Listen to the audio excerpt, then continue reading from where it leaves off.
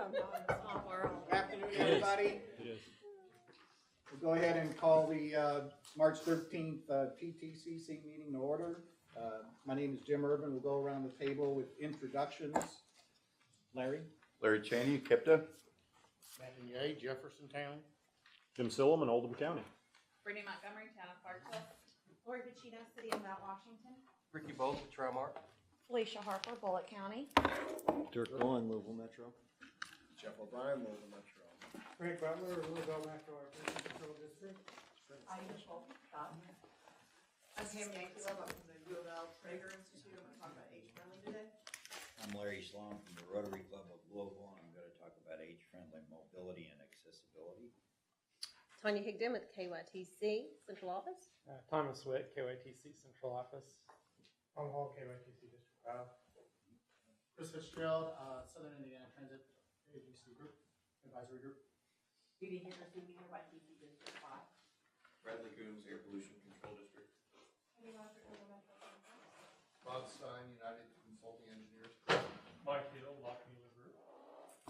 Adam Forsett, Kipton. Andy Rush, Kipton. David Burke, Dale, Kipton. Amanda Dethard with We had one person just walk in. If you want to identify yourself. Ashley Liz with TARP. Great, thanks for coming. First order of business is the February 13th TTCC meeting minutes. Action is requested, so if anybody has looked them over and wants to make a motion to approve or amend.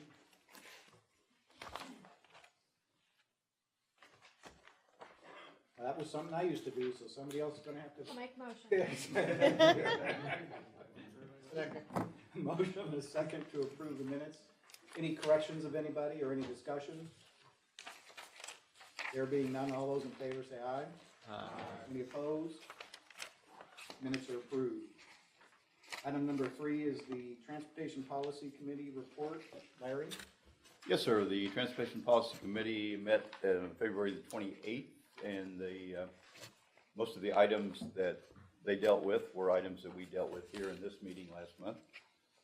We approved the Regional Freight Mobility Study that this group recommended approval on. Mr. Rush presented a Census Participant Statistical Area Program update that a lot of you will be involved with.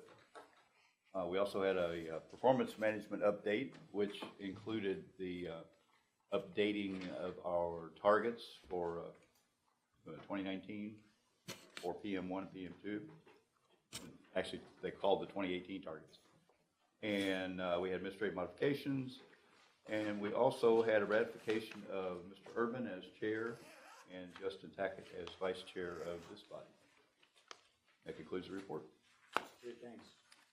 Any questions for Larry for the TPC meeting that was held in February? There being none, it's time for public comment. Anybody who has anything to bring before the TTCC that's not on the agenda that wants to make comment? Did you all want to talk about something? Are you? They're on the agenda. They're on the agenda. I think Okay. we're on the agenda. Wasn't quite sure which one that was. I apologize. Okay. Oh, next one. Age-friendly Louisville. Good. Introduction. Sure. For those of you who don't know me, I do community outreach for the Transportation Division, and I've been coming to the age-friendly meetings for about 6 months. I started, I think, in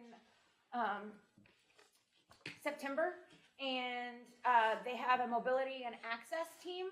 And Larry will talk a little bit about the goals for their mobility and access team, but one of their goals for 2019 is to work with the TTCC on some sidewalk issues and things like that. So before we had Larry talk about the Mobility and Access Committee, we wanted to actually hear from somebody who was on the planning for Age-Friendly Louisville, so you guys had a better idea of what the organization does. And after she talks, then we'll have Larry fill in a little bit more on the Mobility and Access Committee. Thank you, everyone. So how many of you guys know anything about age-friendly Louisville? And that would be, okay, all right, so how many, have you guys heard about age-friendly communities or dementia-friendly communities? A little bit? Okay, all right, so age-friendly Louisville kind of came together in October of 2016.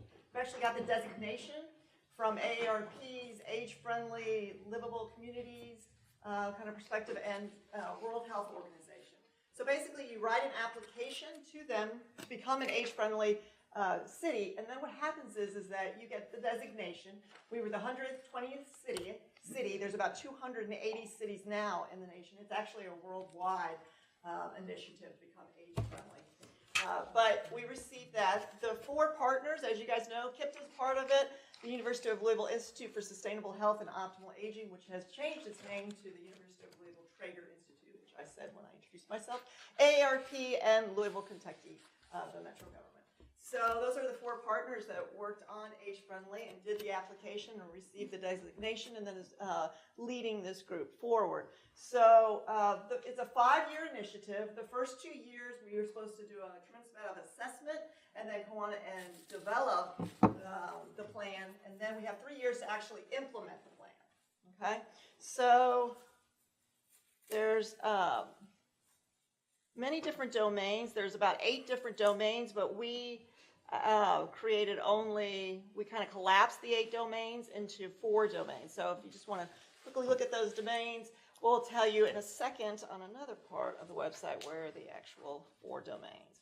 So let me tell you about our process so you know how we developed an age-friendly strategic plan. Okay. So the first thing we did is we took the KIPTA needs assessment and we extracted the information related to Jefferson County. And then we created some fact sheets. We pulled the information down. We then did domain work groups. So basically what we did is we had focus groups. We had about 10 different focus groups, so which we presented the information from the KIPTA needs assessment. We hit, I think, about 112 participants. We had 37 to 39 zip codes that were represented in those different focus groups. Then what happened was that we had all of this data, this qualitative data that occurred through all of those focus groups, in which we then had a team of individuals take that and kind of condense and look at all the themes across all those 10 focus groups. We then actually had to look for themes. I don't know if any of you guys have ever done any qualitative data analysis. Is this enough amount of time to do that? You have a tremendous amount of rich data. Of course, if you have an hour and a half focus group with about, 10 to 15 to 20 individuals in the room, you have quite a bit of data.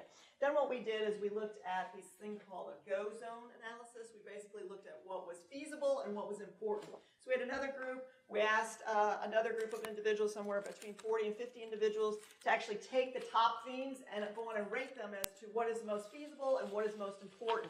And then those became our go zones. So those became the areas of which we actually created our action plan. So this is just, you can go on this website, is agefriendlylouisville.com, if you have an interest in going to the website. And then what happened was we decided to go on and say these are our 4 domains that we're going to focus on. The 4 domains we're focusing on is housing, mobility and access, social participation, respect, inclusion, and community supports and health services. We then had to create a strategic plan.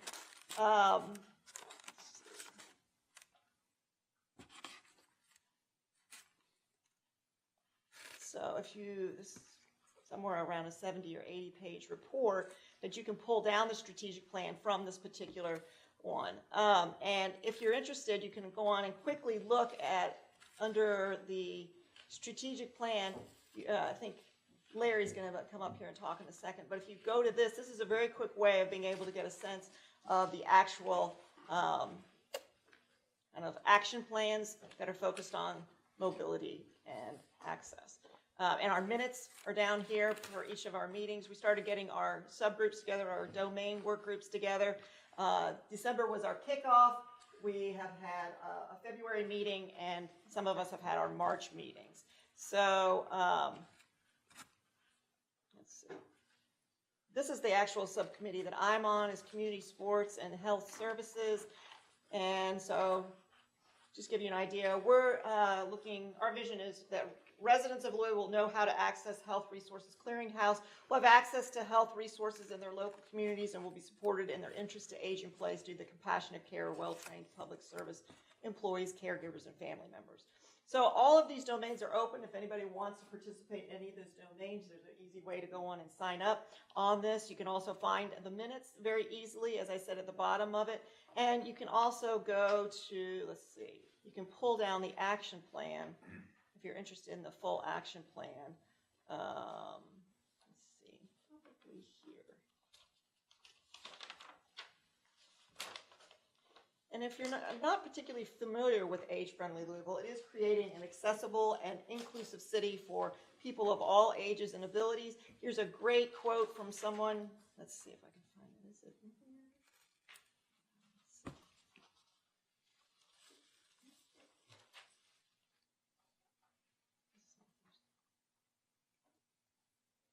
See if you recognize this one. Here's one. I look forward to the day when all citizens in Louisville can say their community is age-friendly, that regardless of a person's age, from early childhood to centenarian, all are able to access and actively participate in their community and the place they live. You guys recognize this person? That's Marvin. Yeah, that's one of Kipta's very own. So yes, so she's one of the leaders on there. So if you guys have any questions about age-friendly, I'm willing to entertain any questions. And Larry, you want to come up and give yours about? Sure. That's just kind of a quick overview as it relates to age-friendly, our mission, our vision, how you can find the action plans for each of the 4 domains. And I'll stand over here since I Sure. don't really have a video presentation. We can pull up the one of- mobility page. One of the things we did was meet with focus groups, as Pam mentioned, and we learned a lot about transportation issues. If you have a job, if you live on the south end and you have a job at the Amazon warehouse in Indiana, there is an express bus that can get you there, but you have to get to where that express bus leaves. And the other problem is, though, if you're in an area of town where there's not a lot of jobs, like the West End, and you want to get to your job, which might be on the East End, it may take you over an hour to get there if you use public transportation. There was an article in Insider Louisville recently about people in the Russell neighborhood who are trying to create ride sharing that gets you at least to the bus stop, and then you can take the bus to where you want to go, and then get your ride share when you come back to go home. So there are some interesting issues that were brought up in these focus groups.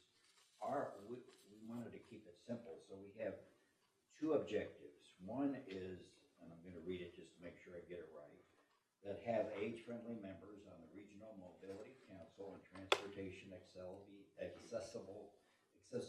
Advisory Council, who will advocate for TARP affordability along with the inclusion of accessible and understandable TARP maps as a priority issue on the RMC's agenda. I had to learn a lot of acronyms.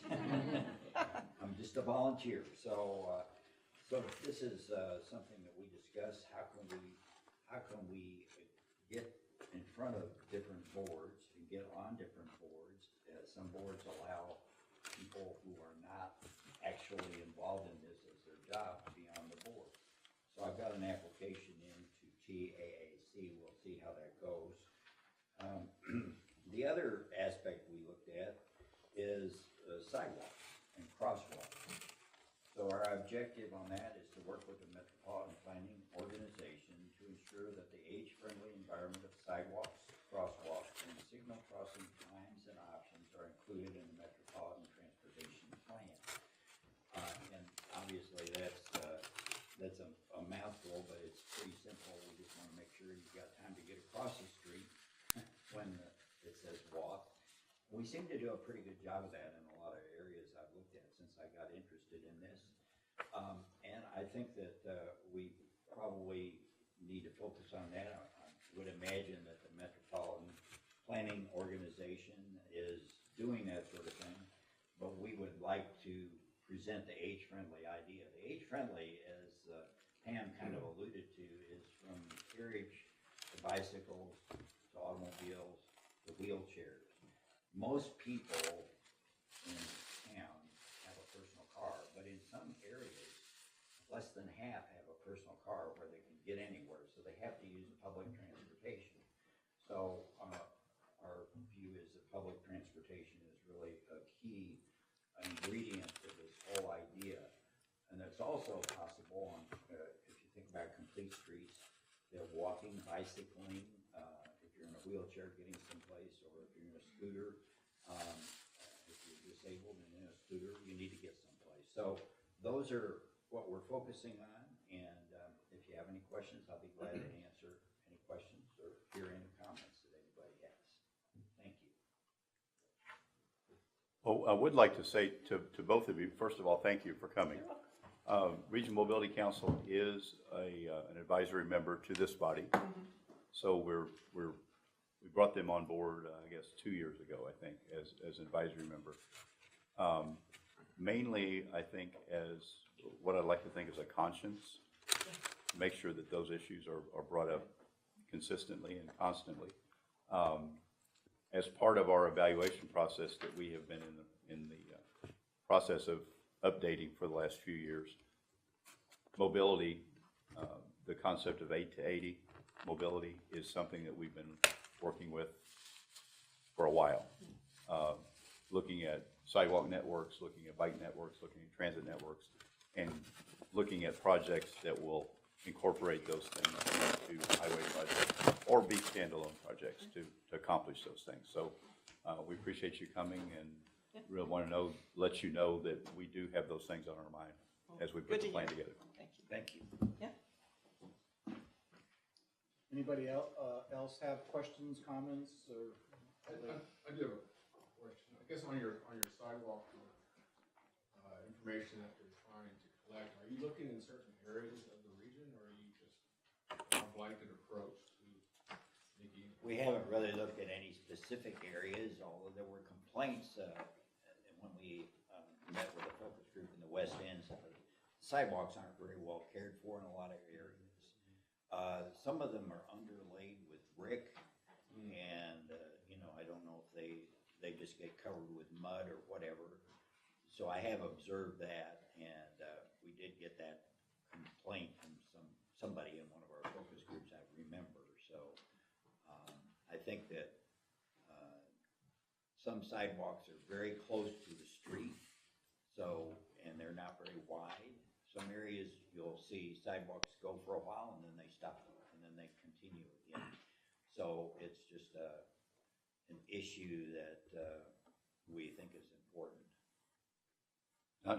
Very recently, we have done a sidewalk inventory of all the sidewalks adjacent to functionally classified roadways in our entire region.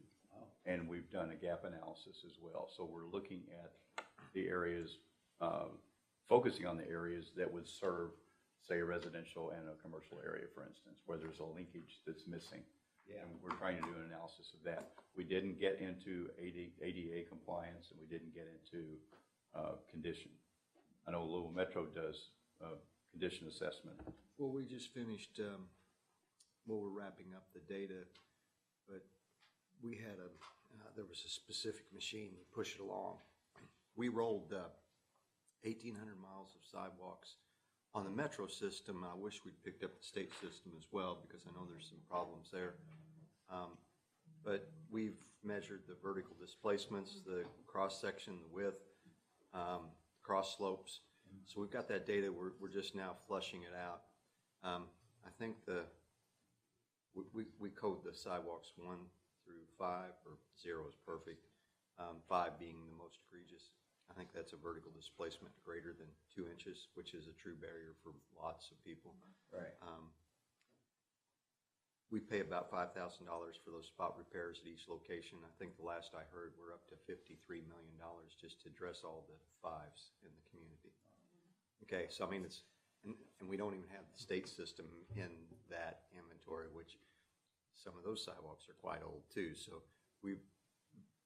it's going to take us a while to get this done. But our inventory, I will say this, having the inventory will allow us to establish a plan and get the Metro Council aware of how much money is really needed to repair those.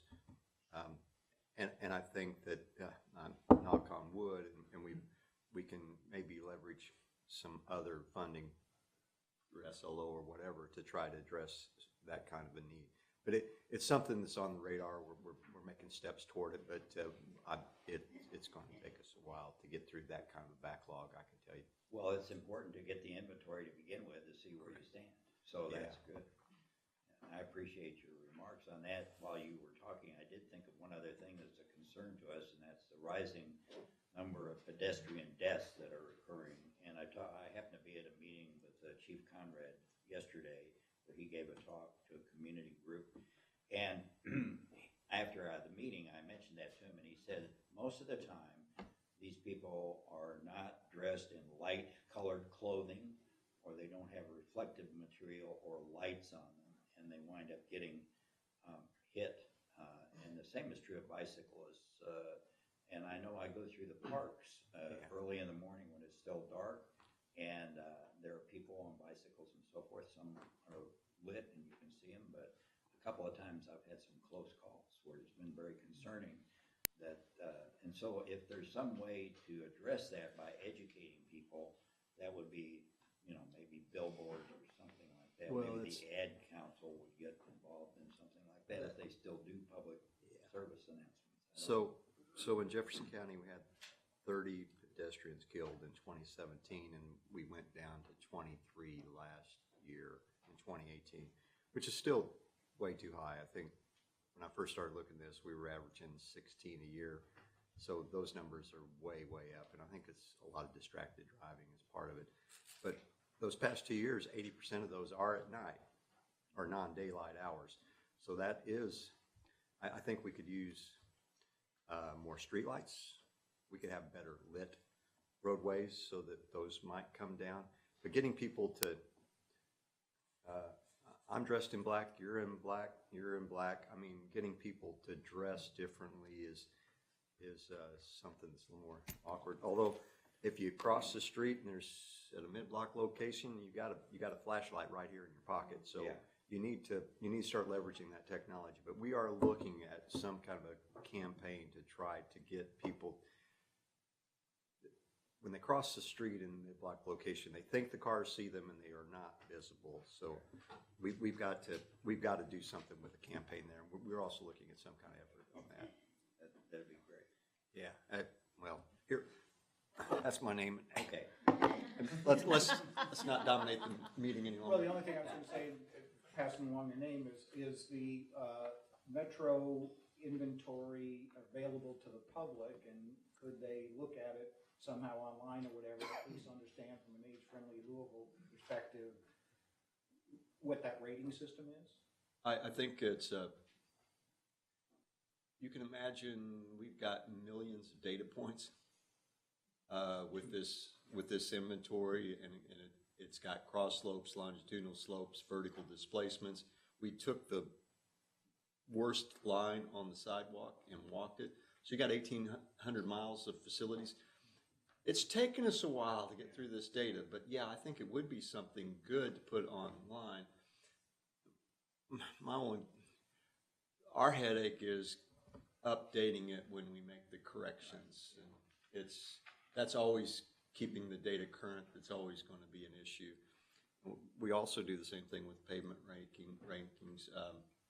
I think the one thing I'd like to get into is curb inventories, because I know when KYTC does paving, they don't touch the curbs many times, and a lot of those are falling apart, which has to impact the roadway.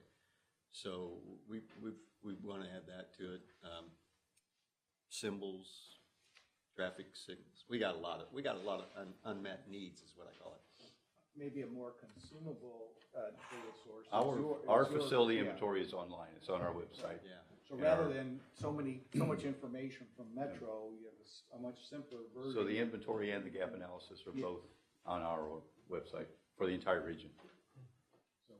But I think, Larry, as far as the connecting Kentuckiana, really the top two comments from the citizens was fix my sidewalk or fill the gaps in sidewalks. I think that was what I interpreted from it. That's because I'm on a head level, but I think it's important to the community. Thank you. Okay, great. I'm glad I sat next to you. Well, it's dirt.goon@louisvilleky.gov. So you can send me an email and I'll Anybody else? send you my contact Comments or information. questions? Okay, we'll move on then, the proposed amendments to the Horizon 2035 Metropolitan Transportation Plan. Amanda? Yes, thank you. All right, my name is Amanda Dethridge, for those of you who don't know me, and today I'm going to be talking about two small amendments to our MTP and TIP. A little background. Documents included in the amendment packet are one comment that we received at the public open house that we held in conjunction with these amendments. And while that comment didn't have to do with anything that we are amending, we did think it was worth sharing with you all, and we will be sharing that with TPC as well. We held that public meeting at the Southwest Regional Library on Dixie Highway, and so the comment did have to do with Dixie Highway. Also in the amendment packet is a list of two project changes, a memo to public and community stakeholders that explains the connection between three of our plans, our MTP, our TIP, and our performance-based planning and programming document, our performance management plan. We also are updating our MTP and TIP narratives to include the new PM2 and PM3 targets and related MPO developed targets that were adopted by TPC back in October, and the IEC meeting minutes that everybody concurred that the two project changes were exempt, so we didn't have to do an air quality conformity analysis with these amendments. So going back to the performance measures, TPC did approve those targets on PM2 and 3 in October 2018. PM2 is asset management, and just a refresher, those targets are here. They have to do with pavement performance on the interstate and non-interstate NHS, and bridge performance by deck area on the NHS as well. And we also had PM3 system performance, which had to do with the level of travel time reliability on interstates and non-interstate NHS, and then the truck travel time index. And at the time, we didn't really have the data to calculate the targets ourselves, so we opted to support the state's targets with those. And so since we had these two sets of targets, PM2 and PM3, we had until the end of May of this year to incorporate those into our MTP and TIP. And so that's what we're doing now, is just amending those into our MTP and TIP. We thought while we're at it, we'll let our project sponsors submit project changes. We're kind of in a weird phase right now where everything's kind of already done. So we only had two. We actually had no project changes to our MTP. We had two changes to our TIP, one in Kentucky. There's a J-Town project, Olmsted Stone Arch Bridge Rehab and Trail Project Phase 2. We had previously administratively modified that project back into our TIP because it was an old version of our TIP, not in our current TIP.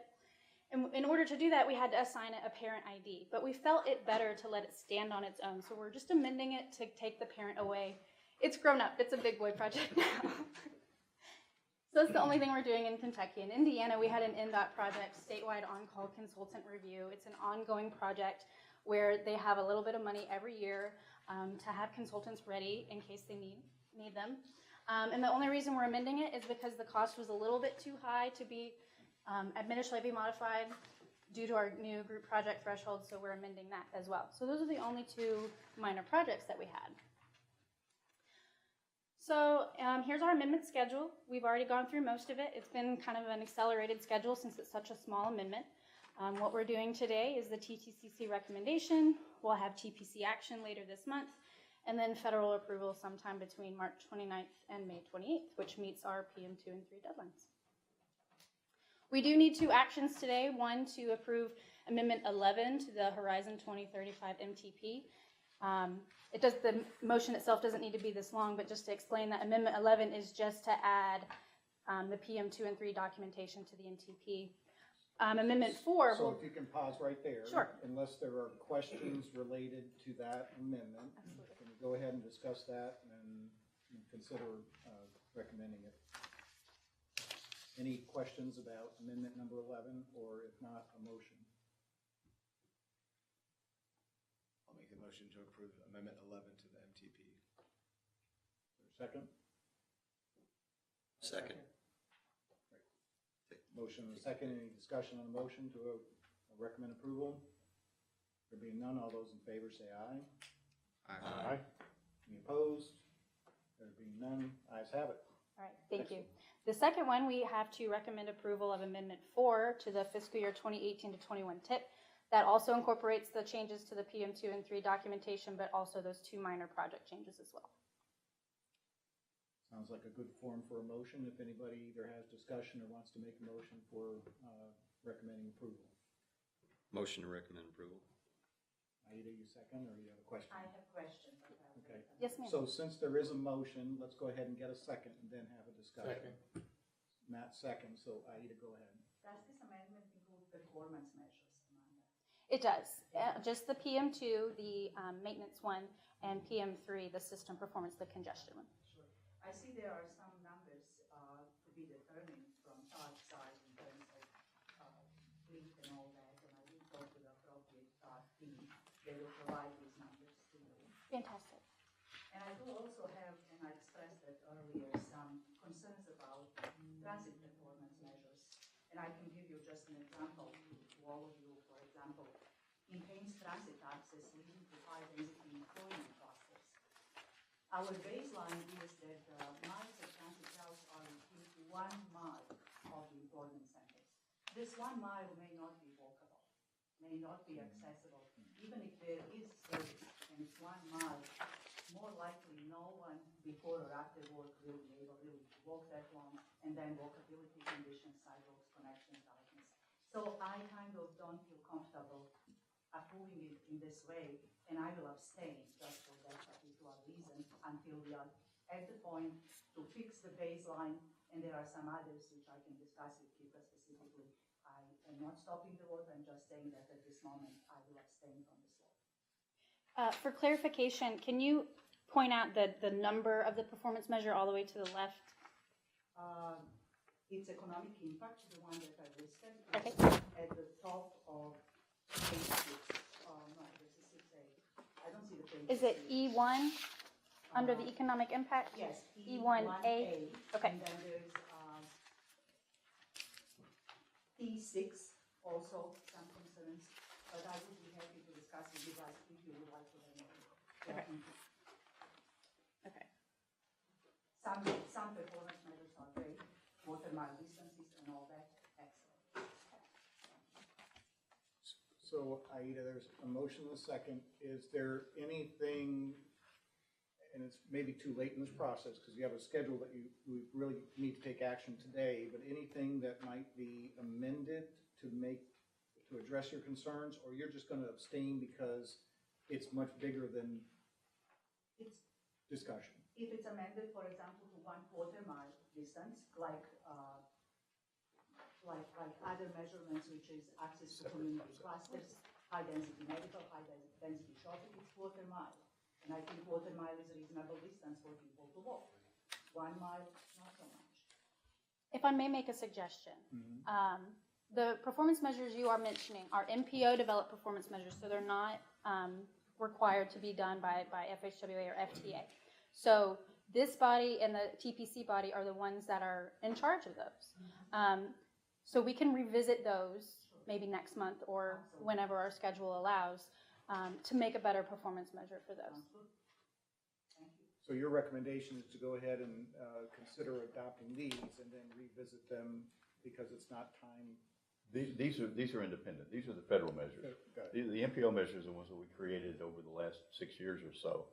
That we certainly need to update that entire cadre of performance measures. And probably next year we'll step back and look at the whole process again. And we'll have a couple of years of the federal performance measures, and we'll see how everything is going and go back and revisit all of ours. Well, then maybe the motion could be amended that it approves on condition that within 6 months or a year, whatever is comfortable period for you, these measures are revisited and updated. Something like that. Well, that's already in our performance management plan, Okay. that we're going to do that. This amendment, even though these are all listed here, those are things that have already been approved, and they're in place. What we're trying to do today is to fulfill the federal requirement on those two. Correct. On those two only, not all of these. I believe all of these performance measures were approved to be incorporated into the MTP, and I think it was last October. Yes. So anything that's in your packet that's highlighted yellow is what we're referring to amending today, to add, because before, when we did it back in October, it just said TBD. We've since set those targets, so now we're getting rid of the TBD and identifying what those targets are. The other targets, the transit ones that you have, want to revisit, we can do that, but I would say that's separate from the process that we're doing today. So we are not approving transit anything today? Nothing No. transit They related, will highlight the performance measures? correct, nothing transit related is being modified today. Thank you. Good. Any other questions or comments related to the motion to approve amendment number 4 is the one we're on? Yes. There being none, all those in favor say aye. Aye. Any opposed? Any abstentions? Quick clarification, I mean that we are not changing transit time, okay? Okay. Thank you. Thank you. Great. So you are no longer abstaining? No, because it was Okay. clarified that we are not changing anything to transit at this moment, so they are not even subject of approval, correct? Correct. Thank you. Unanimous decision, all right. Yes. Okay, next agenda item is the SHIFT project sponsorship priorities for being considered for the KYTC Strategic Highway Investment Formula for tomorrow, or SHIFT. Larry is going to start this discussion. Yes. A couple of months ago, we came before this body to agree on a process to look at the SHIFT process that the Transportation Cabinet uses now to put together the 6-year highway plan. We did this 2 years ago. 2 years ago, we were in the works of changing our project application, project evaluation process. We were able to use 2 very important elements of that, safety and congestion, in ranking the projects that we had on the list. This time, we have the entire process in place, and we're able to run all of those projects through the application process, evaluation process, which is based on all of our goals and objectives and targets and everything that we've put together in the last several years. So this body and TPC agreed that we were going to take the projects that were in the CHAF database, which is the Transportation Cabinet's new project database, projects that were in the CHAF database that were also in the Metropolitan Transportation Plan. So we took hundreds of projects that were in there.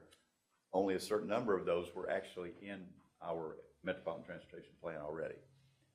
So we scored them all, we ranked them. They are in the handout, the attachment that was provided to you. They are in there by ranking. So the process that was agreed upon by the committee was we will take that ranking and we will use that for our sponsorship. Now, to go back a little further, what the Transportation Cabinet is offering all of the metropolitan planning organizations and all of the area development districts the opportunity to sponsor. This is a little s sponsor. It's not, you don't put money in. You actually can basically nominate a project for evaluation in the SHIFT process. So the MPO gets 54 of those sponsorships. What we did here, we evaluated all these projects, and there were 120 something total.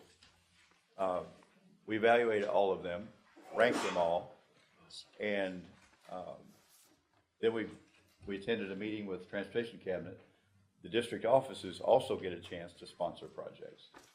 So they sponsored projects. This list indicates over in the very right-hand column whether they sponsored the project or not.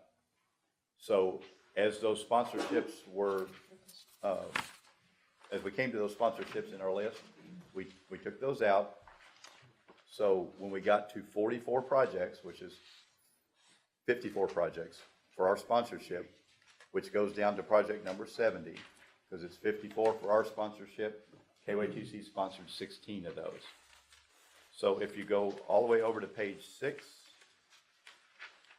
we have the opportunity to sponsor all of the projects between us and the Transportation Cabinet District 5, all of the projects that are on those 6 pages.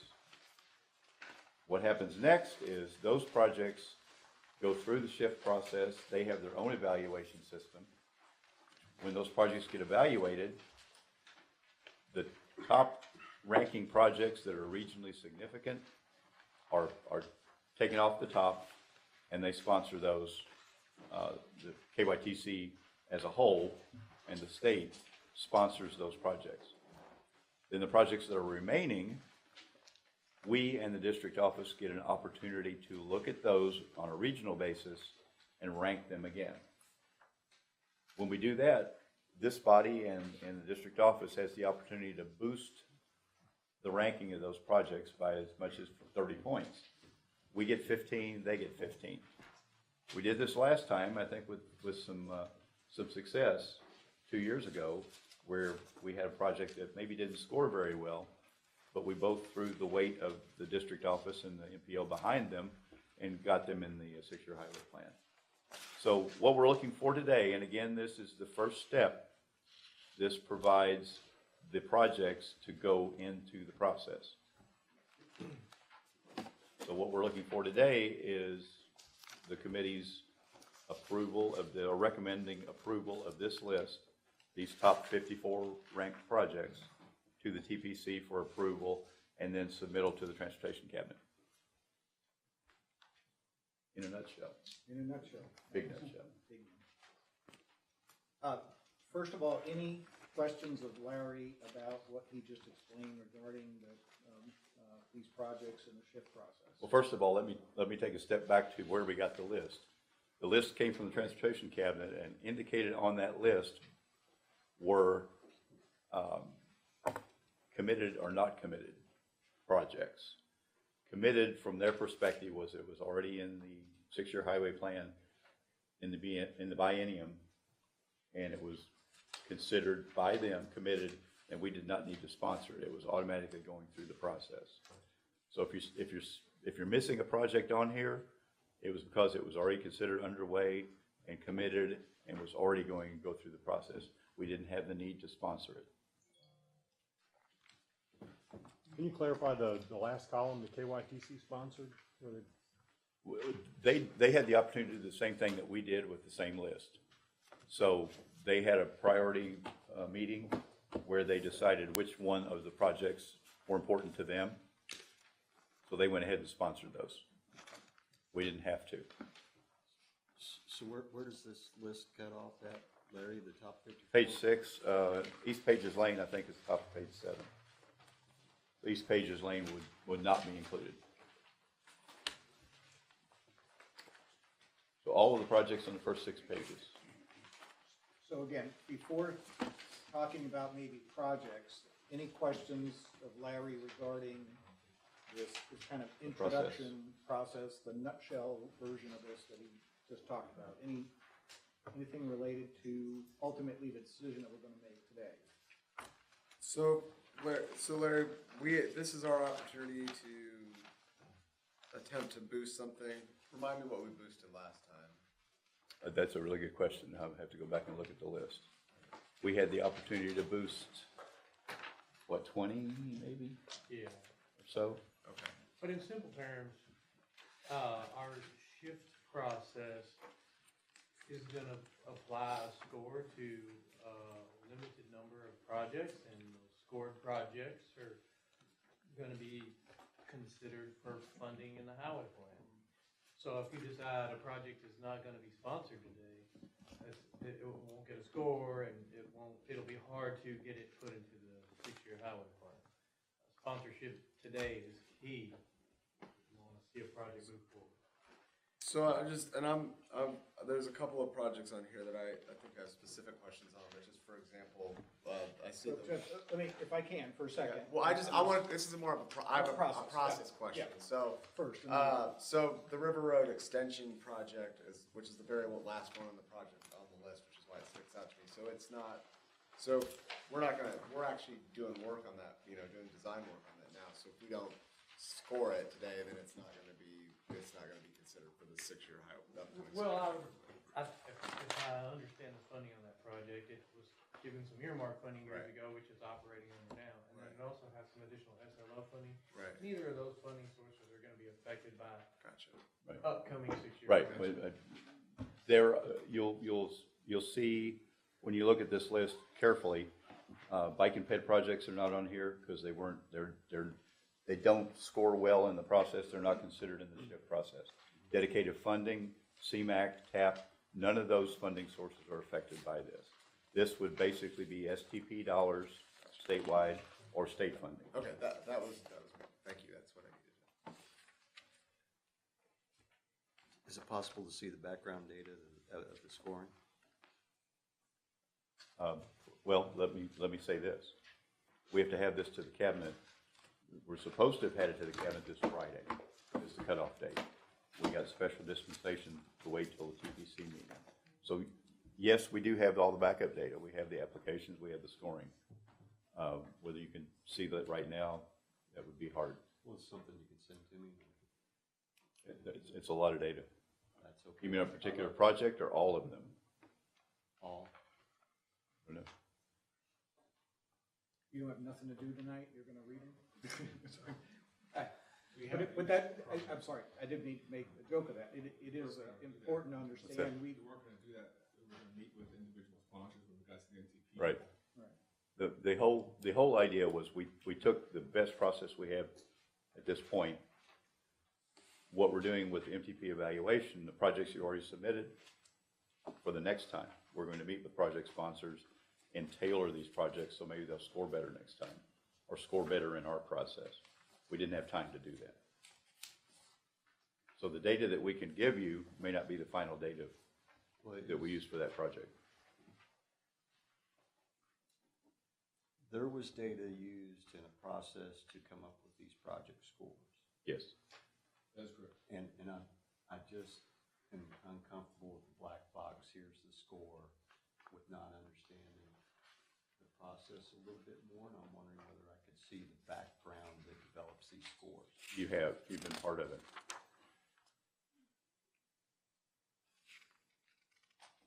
We're not trying to hide anything. We just don't have time to furnish you all that data before we vote on this.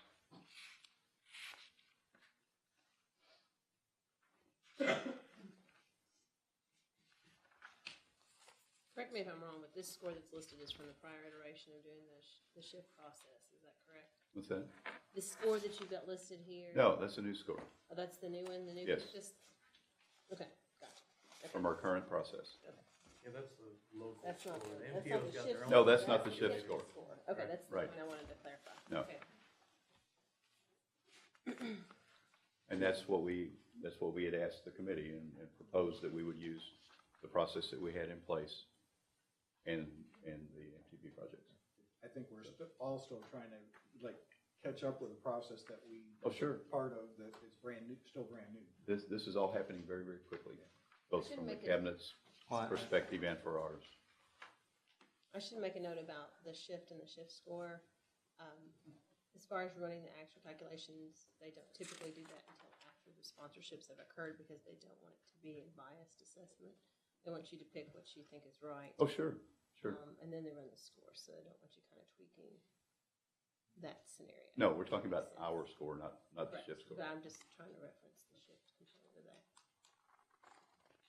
Dirk, any other? Well, I guess for me, East Market is on the 6-year highway plan, but because of its shift scoring, we're not getting to the dedicated funding that goes along with it. We do the same thing we did last year. We'll have the opportunity to boost that one because it's in the 6-year highway plan currently, and it's considered at that point, that's why it's not on here, as a committed project, even though you can't get to your money. That's why it's not on the list. It's on here, though. It's on this one. It's not on the cabinet's sponsorship list. Okay. Mary, if I could suggest, Yeah, but I don't think this one's gonna get sponsored. I think it's below that. Oh, and it is on, it's not on here. the proposed rank, the second column from the right is a starting point, not a anything. This is based on the analysis that we conducted, that we presented to the technical committee. If you feel it's necessary, because our process may not have captured everything that your individual agency believes is important, if you feel it's necessary to advance a project up into those 54, This is the form for which that can happen or start to happen. As far as the data that we use, that's the portal that we have, the information that's all there. And that's nothing really black box or secret about that. We just look at the data relative, or the projects relative to that portal data. Dirk, if you want, we'll go through that sometime. I'd be happy to sit down with you and go through that without any hesitation at all. Just can't do it now before the technical committee vote. I'd be happy to do that with you anytime. We have to start somewhere, and this is where we're starting. And we'll be happy to walk through. I guess my concern is the bias is for moving cars and not people, and that's not where Metro, and I don't think HIPTA is. Well, our bias is in this application process is not moving cars. Well, then I sometimes wonder how we got these scores. Okay, so let's go to. Well, so David, your first comment is what I had been putting off, just making sure everybody understood, you know, what we're doing today and the background and the process. And so now your first comment was related to projects specific. And obviously I've got one and Metro has one that we kind of scratch our head because we did this the last time. Ours is the 393 project. It's got construction plans are complete, right-of-way is purchased, a third of the project has been constructed, and it gets a low score, and then even in the 6-year spending plan has no funding. And East Market Street is the other one that has, I think Jeff told me it was shovel-ready. So based on these low scores, and understanding that there might be others, I mean, I'm approaching this obviously with at least one bias on my project, but if there are others that are in some kind of situation like this, where maybe have scored low or have a lower ranking than high, that kind of are individual projects because they maybe don't meet some criteria, but they're in a place where they should move forward if the funding is available. So I guess that's the next discussion to have with this group is, are there any other projects like that? And then what does the TTCC want to do about these 2, 3, or 5 projects that might be kind of hanging out there with no funding? Well, certainly we're firm believers in a project that started to be finished.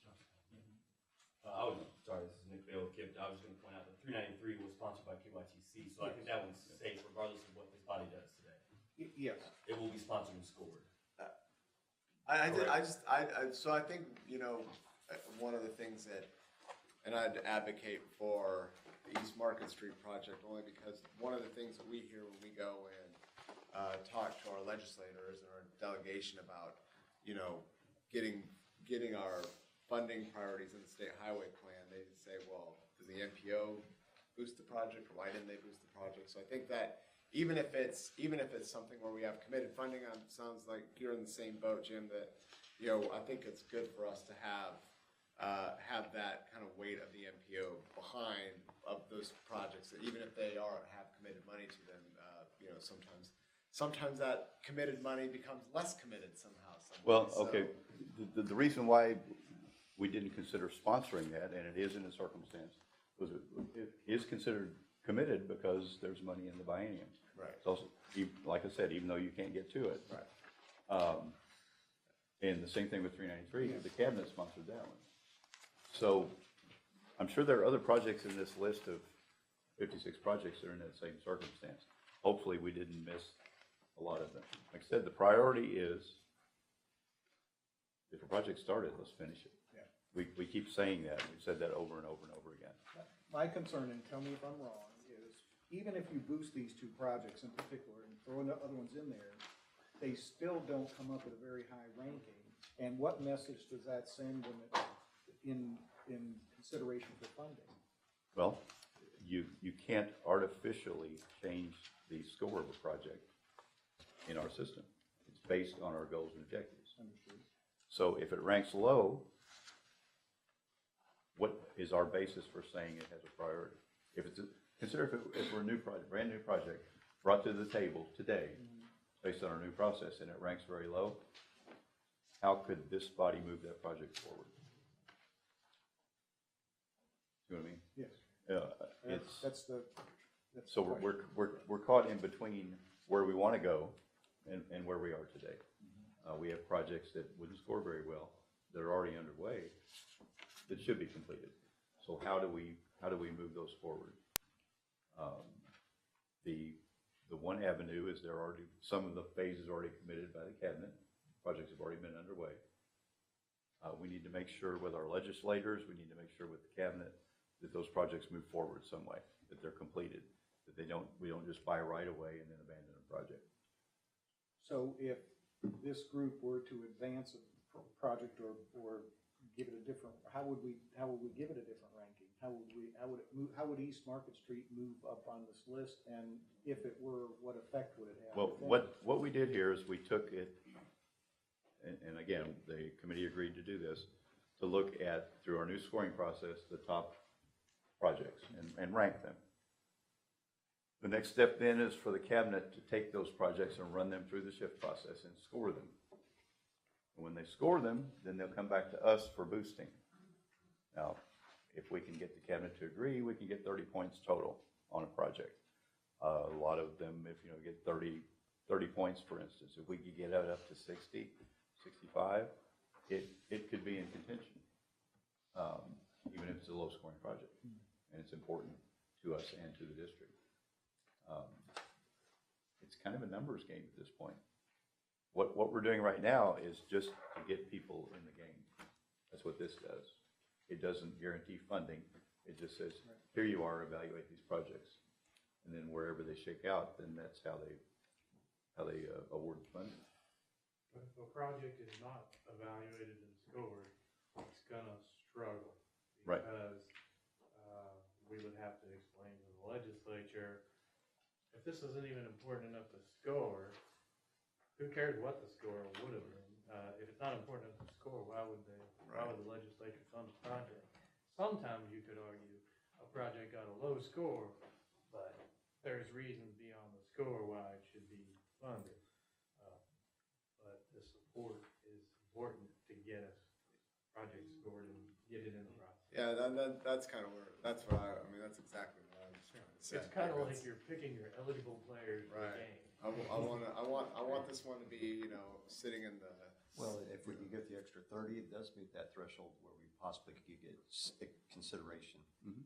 So that's a way deeper. I mean, cabinet's sponsoring 5 projects with lower scores. That's. Can I add something? The ranking process that we have, that you see right now, was the one that was based on the goals and objectives that were identified by the policy committee, of which the cabinet shares some interest in as a member of the TTCC, but they may have other priorities or other interests that affect their scores. What we've been saying all along relative to our scoring process is try to avoid the numbers that are in the second column from the right, because it's difficult to differentiate between how project 196 is better than 182. There may be some nuances that we have not been able to capture in our evaluation process, which is what we have been saying from day one, that this is based on the data that we've collected, but it may not be everything that's important to that particular project. So it would be a starting point for you to look at and say, well, I know that based on the data and the processes that have been approved by the policy committee, this project is important to the goals, but what it doesn't capture are the nuances that are maybe important that we cannot capture with the data. So this is your opportunity to say, we understand that kind of medium or low in the evaluation process, but we're not sure if it really caught everything that was important to that particular project. And our analysis was based upon congestion, safety, and bike ped usage versus all kinds of other things that are pretty standard transportation issues that may not be everything about that project. So please, if you have an opportunity to advance that project, this is where you start with that. To say that this really isn't a medium for my jurisdiction, it's more important. This is the direction we were given by the committee, and this is where we had to be today. I guess East Market, for example, we already have the $1 million match for $5 million. We broke it, it's broken into 5 years chunks for STP funding. We've got It's also, the first phase of it's tied to the NEPA document of the bridges project. And it has $1.5 million that need to be expended, which would be part of that project before that NEPA document is fulfilled. So I think there's a lot of good reasons to advance this project into consideration. And I mean, we're improving transit, we're improving bicycle facilities, we're improving pedestrian facilities. So it's hard for me to imagine how it scores that low. But Irregardless, we sponsored it last time, and it made it into the 6-year plan. okay, so maybe I'm misunderstanding. Are we just agreeing to advance the first 6 pages for consideration? Sponsorship, yes. If I may, what happened last year, I think we swapped, you guys identified a project, identified a project that was in the recommended list that the staff provided, and you guys swapped one out. I think we had 2. We had 44 Yes, there was also. as well in Bullock Yeah, County. there was 2 or 3. Well, I think jurisdictions decided this project is not as high in our interest as another one. And that's one way to go about it. Once we get into this exercise, we need to make sure that we choose projects that come out as well, because we're fixed at that 54.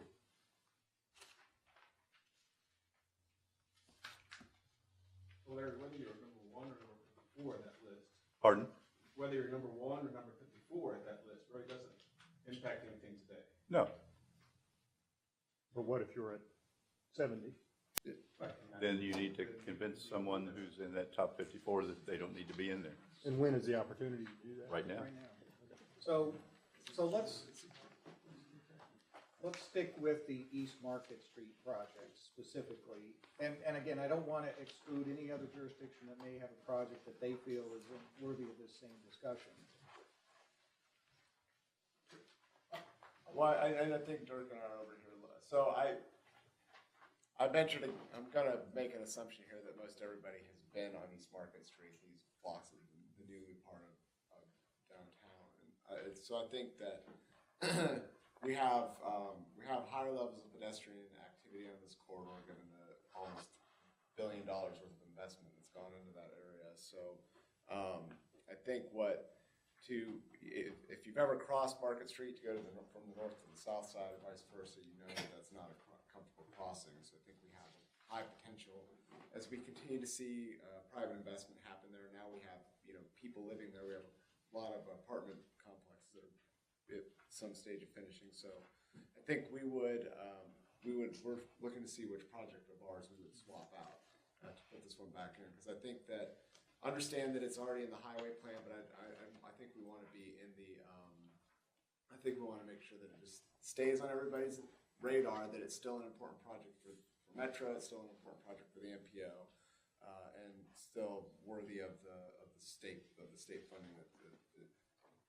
has attached to it. Yeah.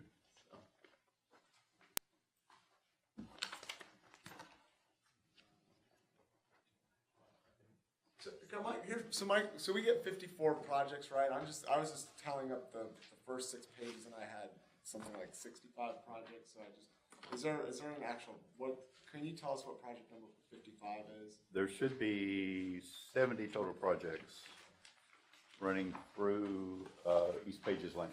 Okay, so we have 7. Pages Lane. So we have 70 total. Aren't between the We have MPO 54 out of project those and, 70. and state. Right. I got you. Okay. Now I understand. So Larry, what is the proper procedure to move a project like the East Market Street up in this list or somewhere else? This body just has to agree to move that up and move one out. And move one out. Yes. So. Or make a recommendation to the TPC. They may decide not to.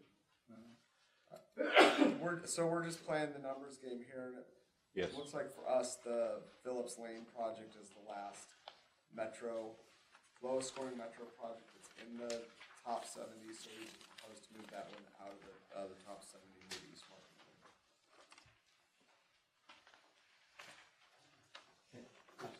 And David, I just don't see how a West Kentucky street project, which I'm very